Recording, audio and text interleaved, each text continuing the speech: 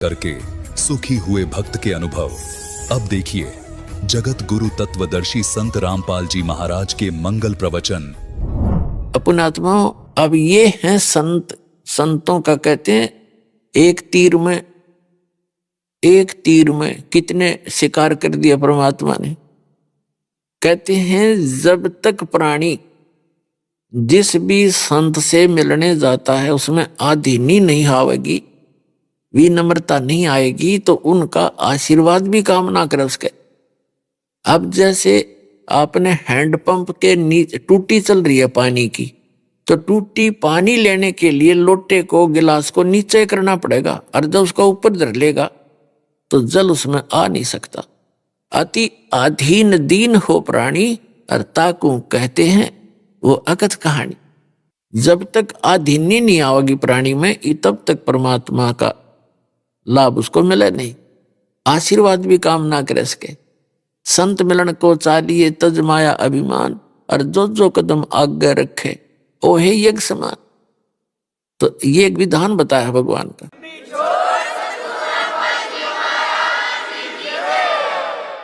अब परमात्मा ने ये करना था कि जब तक राजा में आदि नहीं आवेगी नहीं, तो मालिक का आशीर्वाद भी काम नहीं करना था। अब उसमें इतनी आदि नहीं आगी, इतना परेशान था, और दंडवत प्रणाम की। परमात्मा ने दोनों महापुरुषों के सिर पे हाथ रखा, उन दोनों राजाओं के, और कहा, राजाओं, एक गरीब के पास कैसे आगमन हुआ आपका। जो ही हाथ रखा था भगवान ने सिर पे उस सिकंदर लोधी के, उसका रोग नहीं था उस समय, एकदम छू मंतर हो गया और चरण दृढ़ता से पकड़ दिए और बुरी तरह रोने लग गया। नु बोला, भगवान माफ कर दो, मुझ पापी को क्षमा कर दो।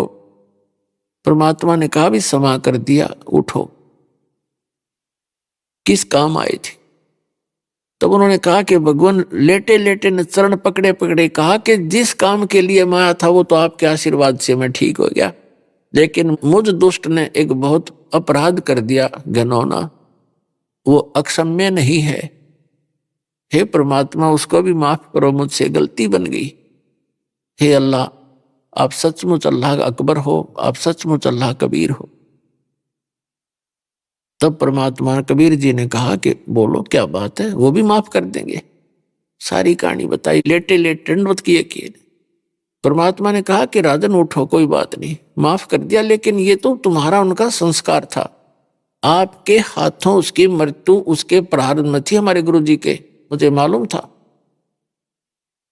और ये तेरे हाथ से मरना ही था, इसका एंड था।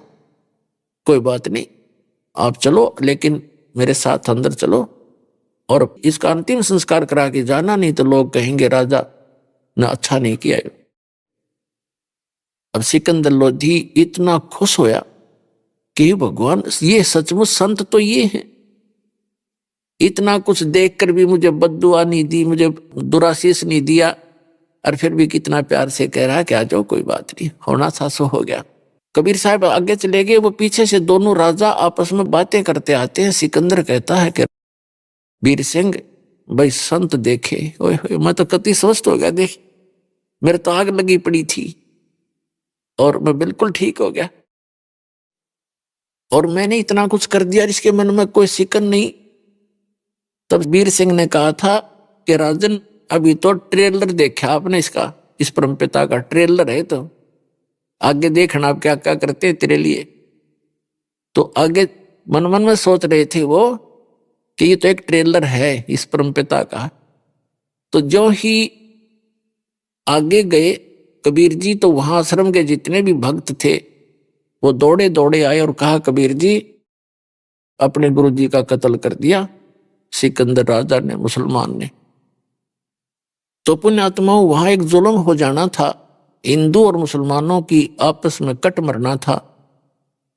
तो परमात्मा ने उस कहर को टाला। रामानंद जी का शरीर दो हिस्सों में पड़ा था, धड़ अलग से, शीश अलग से, और उस पे कपड़ा डाल रखा था, खून बह रहा था। परमात्मा ने, कबीर जी ने जाके रामानंद जी के चरणों में दंडवत प्रणाम किया और बैठ के और चरण छू कर कहा, गुरुदेव उठना एक बार। आरती का समय हो गया है, आरती करेंगे, सब भक्त आपका इंतजार कर रहे हैं। इतना ही कहा था कि अपने आप सिर वहां से उठकर और धड़ पे आके लग गया। रामानंद जी राम राम कहते हुए बैठ के बोलो सतगुरुदेव।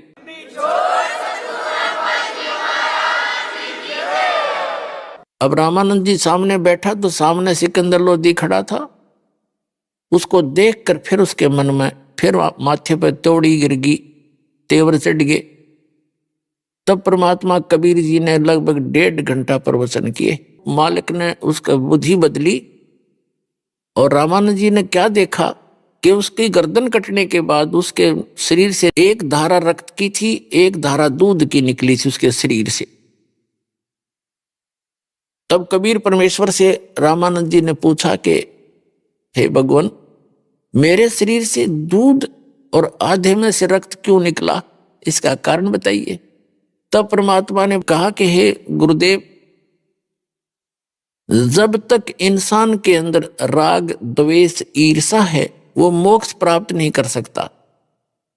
पहले आप नफरत करते थे, ब्राह्मण के अतिरिक्त अन्य किसी को दीक्षा नहीं देते थे और ना ही उनको अच्छा समझते थे, उनको अपने से तुम हे समझते थे, निकम्मा समझते थे। लेकिन आपने वो तो दया बख्श दी, आप सभी को उपदेश देने लगे, दीक्षा देने लगे। आपने हिंदू समाज के सभी अछूतों को भी साथ ले लिया। लेकिन अभी भी आप मुसलमानों को दूसरा समझते हो, इनको निकम्मा समझते हो। निकम्मा कर्म है, धर्म निकम्मा नहीं है। और जब तक आप ऐसे रहोगे आप मोक्ष प्राप्ति नहीं कर सकते। आप हिंदू और मुसलमान को दो मानते हो, एक पिता की संतान है, एक घर से आए हैं, यहाँ हम अज्ञानता से अलग अलग बन गए, आप उसको और दरार पैदा कर रहे हो। संतों का काम मिटाना होता है, उसको चौड़ा करना नहीं होता। रामानंद जी खड़े हुए और सिकंदर लोधी को सीने से लगा लिया, बेटा मेरे से गलती बन गई, मैं नीच व्यक्ति हूं, मेरी दुर्बुद्धि मेरे अंदर समाई थी और आज मेरा भ्रम तोड़ दिया मेरे इस भगवान ने। उसके बाद रामानंद जी ने किसी मुसलमान या हिंदू में कोई अंतर नहीं रखा।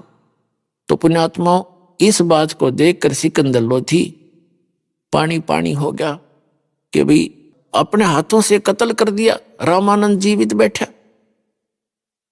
और मेरा रोग रहा नहीं। तो वहीं बैठ गया उनके चरणों को पकड़ के कबीर परमेश्वर के। तो कबीर परमेश्वर के विचारों को सुनकर उसने लगा कि यदि मैं इस महापुरुष को अपने वहां दिल्ली ले चलूं कबीर जी को, तो वहां हिंदू और मुसलमानों की आपस में बहुत खींचातानी रहती है। इनके विचार सुनकर हो सकता है उनकी बुद्धि बदल जा और मेरे राज्य में भी शांति हो और वो भी सुख से जी लेंगे। राजा की नीति होती है कि उसके राज्य में सुख बना रहे और ये सुख काल रहन नहीं देता। आपस में भाई भाई की लड़ाई, सास बहू की लड़ाई यो करवाता है, क्योंकि इसने जुगाड़े से जोड़ दिए कि ये परेशान रहे, भगवान की न याद भी ना आवे, को फांसी खा कर मर जावे, कोई किसे दुखी रहे, को घर छोड़ जावे, रोज कड़ा माची रहे, इनकी ये भक्ति ना करें। और परमात्मा चाहता है जब तक तुम्हें सद्बुद्धि नहीं आवेगी, मन शांत नहीं होगा, भक्ति कर ही नहीं सकते। तो इस ज्ञान से और इस भक्ति के समाधान से आप एक दूसरे को समझोगे कि हम किस लिए लड़ रहे हैं। जैसे एक समय एक पुत्र वधू और उसकी सासू की घनी लड़ाई रहा करती। वह सासू कलियारी घनी थी, सास उसकी बात बात पर नो दुखी रखा करती है, छोटी मोटी बातों पर ही तंग रखती थी। तो एक दिन कोई उसके साथ की पड़ोस की सत्संग में जाती थी बुढ़िया, उसने उस बुढ़िया से कहा कि चल सत्संग चलेंगे। तो वह बहुत नफरत करती थी सत्संग में, देसी आई गई जाया करे, हम नहीं जाएंगी। फिर भी वह उसकी घनी मुंह लगती सी थी, नाट्या गया नहीं, चल यार रोजाना टोक देती है, आज एक बार चल पड़ती हूं। और पुण्यात्मा, सत्संग के अंदर जो तो सत्संग तो एक ऐसा सथल होता है जैसे मैला कपड़ा धोबी के पास पहुंच गया तो वो तो उसने अटक पटक पटक कैसा कर देगा, सारे मैल ने धोकर छोड़ देगा। तो सत्संग तो एक धोबी का स्थान है, यहाँ आ गया तो आत्मा के मैल छूटेंगे, खत्म होंगे, उसके अंदर निर्मलता आवेगी। तो बुढ़िया आ गई सत्संग सुना, सारा ज्ञान दिया जाता है सत्संग के अंदर कि आपस में जो झगड़ा करते हैं वो झगड़ा गलत करते हैं। कोई भी घर का सदस्य हानि करके खुश नहीं होता। सभी चाहते हमारे घर में धन वृद्धि हो, हम सुरक्षित रहे। कोई हानि हो भी जाती है तो भाग्य की होती है, वो तो होनी ही होती है। फिर बाद में उसके ऊपर राड़ करते हैं, झगड़ा करते हो, वो और काम बढ़ा लेते हो, तो उसको समाप्त करना चाहिए। बुद्धिमान व्यक्ति, बड़े व्यक्ति का फर्ज बनता है, बुजुर्ग का। तो अब बुढ़िया का वह बात समझ में आ गई। सचमुच जो होना हो तो हो चुका होता है, फिर बाद में तो खामखा बकवाद करते हैं, वो तो वापस आ नहीं सकता। मानसिक टेंशन और पैदा होती है एक दूसरे को कह सुन के। तो कहते हैं पूर्व संस्कारी होते हैं, एक के चोट से धारिया जिन मिलन दाचा। तो बुढ़िया सत्संग में जान लाएगी और घर की कला कम होगी। एक दिन क्या हुआ कि वो पुत्र वधू भैंस का दूध निकाल के और ऊपर छत के ऊपर कड़ा टांग दिया करते, लंबा सरिया मोड़ कर उसमें दूध टांग देती थी कुत्ते और बिल्ली से बचाव के लिए, जब तक वो उसको गर्म ना रखती। तो ध्यान उसका रहा नहीं, दूसरी साइड से उसने बाल्टी टांगनी चाहिए, वो कड़ा टंगा नहीं उस कुंडे में, बाल्टी का हैंडल, और उसने सोचा टंग गया, उसने छोड़ दिया, वो सारा गिर गया, सारे फर्श पे फैल गया, कच्चे पे। अब उस पुत्रवधू को, उसकी लड़के की बहू को पता था कि बुढ़िया शुरू होगी और 36 तो आप गाड़ देगी, और फिर इसका लड़का होगा, उसने सिखावेगी, समझावेगी, फिर वो पीटेगा। ये कई दिन का काम हो गया। लेकिन उस दिन उसकी सास ने उससे क्या कहा, और वो देख रही थी उसके मुंह की तरफ के भी, सुना होगी 5-7 कठिए। उसने कहा बेटी कोई बात ना, हमारे भाग में नहीं था, यूं आज का दूध हमारी किस्मत में नहीं था, और बेटी इसने इकट्ठा कर ले, बचा हुआ थोड़ा उसको भैंस को ही पिला दे, अपने तो काम रहा कोई ना। अरे यूं तो बेटी हमारे भाग में था ही, इसलिए गिर गया तो गिर गया, कोई बात नहीं, सुबह देगी या बाल्टी भर के। अब उसने सोची पता नहीं बूढ़ी आज कौन सा स्टेशन पकड़गी, या तो इसनो तो कद्दे भी ना बोला करती। उसने सोचा सामने मेरा पति आवेगा और उसने बतावेगी, गुस्से में है दिखा, लेकिन उसका आगे जिक्र भी ना करा उसने। फिर उसका पक्की जचगी को हो बुढ़िया में इतना परिवर्तन है, भगवान आया तो आया क्यों कर, उसके चरण पकड़े, धोए, नहावे, प्यार करे, क्योंकि उसकी तो करड़ाई टाल दी उसे बुढ़िया ने, जिक्र नहीं करा उसके पति का आगे। तो वो कितना प्रेम बन गया उनमें। फिर उसने कहा बेटी तू भी सत्संग में चला कर।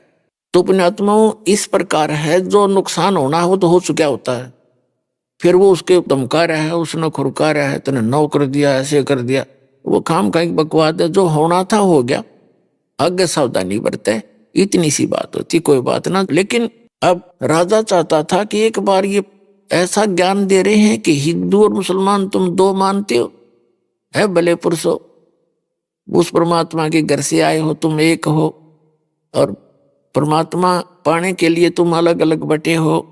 इस ज्ञान को समझकर फिर एक हो जाओगे, इसमें क्या बड़ी बात है। भक्ति करोगे तो पीछा छूटेगा, हिंदू मुसलमान सिख ईसाई बनने से पीछा नहीं छूटेगा। जो सच साधना करेगा, चाहे हिंदू करो, चाहे मुसलमान, सिख करो, चाहे ईसाई, उसका कल्याण होगा, नहीं तो नहीं होगा। और वो साधना परमात्मा लेकर आए थे, वो ही आकर बताते हैं आज इस कलयुग में ये समय है, वो निर्धारित समय है कलयुग का, पिछली पीढ़ी का। तो अब वो साधना दास को प्राप्त है, उस स्पेशल दी है उस परम पिता ने आपके उद्धार के लिए, पूरे विश्व के कल्याण के लिए। आप इसको गहराई से समझो, सदग्रंथों से मेल करो, उन महापुरुषों के बताए साधना से मेल करो, और जिन महापुरुषों ने परमात्मा पाया उनसे मिलाकर देख लो, फिर 2 मिनट में समझ में आ जाएगा। फिर तो भक्ति करनी शेष रह जाएगी। अभी तक तो हमारे बीच में ये बहुत बाधाएं पैदा कर रखी इन संतों ने, नकलियों ने, हमें अलग अलग बांट कर। कोई कहता ये साधना ठीक है, वो कहता नहीं ये ठीक है, मुझे इससे लाभ हो गया। वो लाभ तो उसको हुआ था किसी अपने संस्कार से, और नाम कर दिया उस साधना। उस साधना से तो हो ही नहीं सकता, क्योंकि वो शास्त्र अनुकूल नहीं है। अब जो प्रश्न चल रहा था आज का कि परमात्मा हमारे प्रारब्ध के संस्कार को भी काट सकता है, और ऋग्वेद मंडल नंबर 10 सूक्त 161 के मंत्र नंबर 2 में कहा है कि यदि कोई व्यक्ति रोगी है, या वैसे उसकी मृत्यु को प्राप्त हो गया। और पूर्ण परमात्मा, क्योंकि वो रामानंद जो है, तो परमात्मा अपनी शक्ति से उसको उस मृत्यु देवता से भी छुटवा कर वापस ला सकता है और उसको आगे 100 वर्ष के जीवन और दे सकता है। वो इतना समर्थ है, तो वो काम समर्थ ही कर सकता है। तो वो समर्थ की पहचान करने के लिए भी हमने इन लक्षणों को देखना पड़ेगा कि प्रारब्ध में कर्म का दुख था, सिकंदर लोधी के संस्कार का यानी किस्मत में लिखा हुआ दुख था जलन का, वो आशीर्वाद से ठीक है। और फिर रामानंद जी का कत्ल कर दिया था, परमात्मा ने बता दिया था कि इसका संस्कार इतना ही था और आपसे ही मरना था, इसने इसका ऐसा विधान लिखा हुआ था इसकी किस्मत में। तो उसको जीवित कर दिया, उसको और काफी समय दिया, भगवान ने आगे बढ़ा जिसकी आई। तो पुण्यात्माओं, अब क्या होता है, सिकंदर लोधी स्वस्थ हो गया और जहां रुके हुए थे उस रेस्ट हाउस में आगे काशी में, वहां शेख तकी नाम का जो उनका धार्मिक गुरु था, मुसलमान पीर, वो बैठा था। अब उसने तो जाके अपने गुरुजी को बताना ही था, धार्मिक गुरु को, कि शेख जी ऐसे ऐसे मैं ठीक हो गया और आशीर्वाद देते महापुरुष की दया से मैं कति स्वस्थ हो गया, और मैंने ऐसे गुस्से में आ करके रामानंद उनके गुरुजी का कत्ल कर दिया था, उसको मेरे सामने जीवित कर दिया, वो तो परमात्मा का रूप आए हुए। अब पुण्यात्माओं, 2 वजीर और 2 फकीर एक दूसरे की प्रशंसा नहीं सुन सकते, उनकी बने कोई ना कदे भी, ये खास राग द्वेष होता है इनके अंदर। तो उसने सोचा, शेख तकी ने सोचा कि तेरे नंबर कम हो गए और दूसरे गुरु के नंबर ज्यादा हो गए राजा की नजरों में। तो उसने सोचा कि उसको राजा की नजरों से गिराऊं, तब तेरी प्रभुता मेंटेन रहेगी। इस उद्देश्य से कहने लगा कि मैं क्या उसके साथ था, मैं क्या तेरे साथ था, मैंने, मेरे आंखों के सामने तो कुछ हुआ नहीं, मेरे सामने होगा जब देखूंगा। अब मुंह दिया चढ़ा। अब उसने, राजा समझ गया कि जब ये नाराज होता है तो ऐसे ही बातें करता है। राजा को ये पता था कि शेख तकी नाराज हो गया तो सारे मुसलमान तेरा विरोध करवा देगा, इतना जालिम व्यक्ति है। उसको खुश रखना राजा की मजबूरी थी। उधर से क्या हुआ, शेख तकी ने कहा कि ये छोटे मोटे जंतर मंतर दुनिया कर देती है, ज्ञान से बात बनती है। हमारी कुरान शरीफ जैसा ज्ञान इस पृथ्वी पर नहीं है, उसको ज्ञान से पता लगेगा वो संत है या संत। नरेश वीरदेव सिंह बघेल राजा को ज्ञान था कि इसकी ज्ञान में भी धोती ही धो देंगे एक बार आगे तब। तो वो कहने लगे, जी कल उनको यहीं बुला देते हैं, आप ज्ञान में चर्चा कर लो। शेख तकीन का बुलाओ, बुला लो, कल बुलाओ। तो बुला लिए परमात्मा आगे। वहां भी काफी हिंदू मुसलमान सब बुला लिया, जो मैं सत्संग सुनिए, 2 महापुरुषों की चर्चा होगी। अब शेख तकी ने चर्चा की, राजा से कहा कि आप इसको भगवान कहते हो, अल्लाह कहते हो, अल्लाह तो बेचून है, वो तो निराकार है, वो दिखाई नहीं देता। तो परमात्मा ने कहा कि परमात्मा कैसा है वो तो बाद में बताऊंगा, लेकिन आप जो साधना करते हो शेख जी, आपकी साधनाओं से कोई लाभ नहीं हो सकता प्राणी को। इस बात से वो चढ़ गया कि हमारी पूजाओं को गलत बताता है। परमात्मा ने कहा, गलत बताता नहीं, गलत है। कैसे? परमात्मा ने कहा कि आपकी साधना करने से राजा ठीक नहीं हुआ आपका। तो उसने कहा कि जब तक, हमारी कुरान शरीफ में लिखा है कि जब तक एक अल्लाह पर पूरा ईमान नहीं लाते और सही भक्ति नहीं करता, तब तक राहत नहीं मिलती उसको।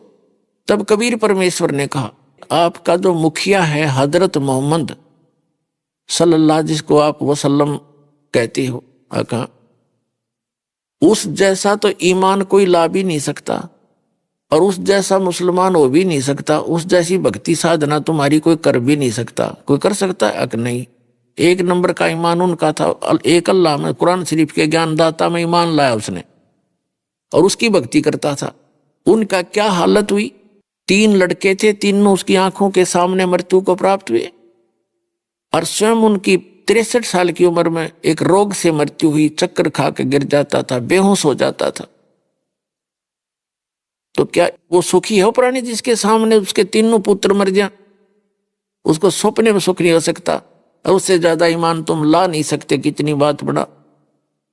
अब शेख तकी का मुंह इतना सा हो गया, क्योंकि सच्चाई के सामने, और सब ने मुसलमान थे वो भी इस बात से चौकन्ने हुए कि सचमुच जो कह रहे महात्मा जी सही कह रहे, 100 की 100 कह रहे हैं।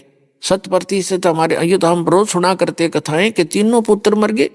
और ऐसे महापुरुष के जो दिन रात भगवान के अतिरिक्त दूसरी बात नहीं करता था, तो अन्य का क्या होगा? समझदार को संकेत बहुत होता है। अब वीर सिंह ने कहा कि भगवान फिर कारण क्या था उनका? कि उनका कारण ये है कि कुरान शरीफ के अंदर एक सूरत फुरकान नाम का चैप्टर है, 25 नंबर, उसकी 52 से 68 में उस अल्लाह अकबर की जानकारी बता रखी है कि वो समर्थ है, वही पाप नाशक है, वो सब गुनाहों का माफ करने वाला है। उसी ने 6 दिन में सृष्टि रची, 7वें दिन तख्त पर जा बैठा। उसकी खबर किसी बाखबर से पूछो, कुरान शरीफ का ज्ञान दाता जानता नहीं। इस कारण से वो जानकार मैं हूं। परमात्मा ने कहा कि वो बाखबर मैं हूं, मेरे पास वो भी दिए, जिस कारण से ये सब सुख हो रहे। वो तो परमात्मा थे, अपने आप को छुपा के कह रहे थे। जब बार बार यूं कहे कि ये अल्लाह कबीर मैं ही हूं, तो कतिये नहीं माने। तो ये कारण था कि इन मुसलमानों को और हिंदुओं को कोई लाभ नहीं हो रहा। कबीर साहब ये कहा करते, 2 साधना मैं बताऊंगा, सबको लाभ होगा। लेकिन ये धर्म के ठेकेदार हमारे को हमेशा ऐसे ही बांटे रखे रहे। अब पुणात्माओं, आपने समझना पड़ेगा, ये ठेकेदार तो अभी टांग अड़ाने की कोशिश करेंगे, ये हितैषी नहीं आपके। इन्होंने तो केवल अपना उल्लू सीधा करने का मतलब है, बाढ़ में जाओ जनता। लेकिन आप अपने सदग्रंथों को समझो, दास सामने कर रहा, रूबरू कर रहा, दिखा रहा आपको, इसको पढ़ो दोबारा। कोई त्रुटि है तुम दास से बताओ कि आपने गलत मत बोल दिया। विश्व का कोई भी संत एक शब्द कह दे, दास ने एक शब्द गलत बोला उनके विषय में, तो संताई छोड़ दूंगा उस दिन में। कोई बात है या? और वो सारी झूठ बोले, उनके पास एक भी सत्य नहीं है, दुनिया को भ्रमित किए बैठे। तो शेख तकी नहीं माना। अब परमात्मा ने कथा सुनाई निराकार साकार के ऊपर। ये दास बताएगा परमात्मा की लीला को। एक शेख फरीद नाम के मुसलमान थे, और उन्होंने घर छोड़ दिया बचपन में परमात्मा पाने के लिए। एक फक्कड़ फकीर थे, और वहां वो उनके आश्रम में रहने लगे। और वो फकीर इतना प्रसिद्ध था कि उसके पास सिद्धियां बहुत हैं। एक समय शेख फरीद नाम के जो मुसलमान थे भक्त, वहां क्या था कि आश्रम के अंदर 10-12 भक्त रहते थे उस संत के शिष्य। तो उन्होंने आपस में एक एक दिन बांट रखा था। वो आश्रम का जो संत था वो हुक्का पिया करता। मुसलमानों में वैसे वो मांस नहीं खाता था, हुक्का पीता था। तो हुक्का खाना खाने के बाद उसका शाम को या दोपहर को जब भी खाता था, हुक्का कंपलसरी होता था। तो उन्होंने सब ने अपना काम बांट रखा था। और शेख फरीद तो घर छोड़कर निकला ही नहीं था, मतलब अल्लाह चाहिए, भगवान चाहिए। और उसमें ज्ञान में बता ही दिया जाता है भाई गुरु की सेवा करे, गुरु को पूरी श्रद्धा के साथ व्यवहार रखे, गुरु शिष्य में ऐसा लगाव बन जाए, आपस में इतना प्यार बने दोनों का, मन में दोष ना रहे, तो भगवान मिलता है। तो उन्होंने इस दृष्टिकोण से कि गुरु नाराज नहीं होना चाहिए। गुरु रूठ गया, कहते हैं कबीर हरि के रूठते, गुरु की शरण में जा, और कह कबीर गुरु रूठ गया तो हर ना करे साय। तो इस दृष्टिकोण से शेख फरीद ने चाहा कि गुरुजी नाराज नहीं होने चाहिए। गुरुजी रुष्ट हो गए तो भगवान रुष्ट हो गया, फिर मेरा इस जीवन का बनेगा क्या? शरीर का जो उद्देश्य मैं लेकर आया हूं और वही मेरा रह गया, उसमें बाधा बन गई, तो मुझे ऐसा कोई काम नहीं करना मैंने। तो इस दृष्टिकोण से वो सच्चे दिल से गुरुजी की सेवा करता था। आत्मा से पता लग जाता है ये बालक कैसे सेवा कर रहा है, ऐसी बात नहीं। तो वो इस कारण से उसे बहुत खुश था। और आश्रम में रहने वाले दूसरे कुछ कमचोर से थे, वह गफलत कर देते थे। तो उनके मन में ये आ गया कि गुरु जी